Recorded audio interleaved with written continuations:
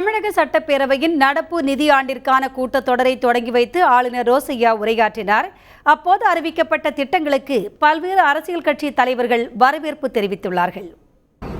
தமிழகத்தின் அனைத்து செயல் திட்டங்களையும் செயல் வடிவங்களும் எப்படி செயல்பாடு எப்படி இருக்கிறது, எப்படி திட்டங்களெல்லாம் வகுத்து அந்த திட்டத்தை எப்படி செயல்படுத்திக் கொள்கிறார்கள் என்பது சிறப்பாக எடுத்திருந்த ஆளுநர் உரை.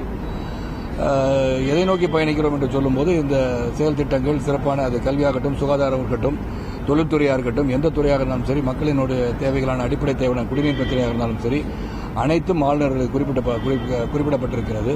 4 ஆண்டு கால அனைத்து இந்திய அண்ணா திராவிட முன்னேற்ற கழக அரசின் தொடர்ச்சியாக இன்றைக்கு 4வது முறையாக மேதக ஆளுநர் அவர்கள் இந்த மாமன்றத்தில் நிகழ்த்திய உரை இருக்கிறதே, இது ஒரு மிகப்பெரிய தொடர்காப்பியத்தின் 4வது தொகுதிக்கு வழங்கப்பட்ட ஒரு முன்னுரை எப்படி அமையுமோ அதை போல் அமைந்திருக்கிறது.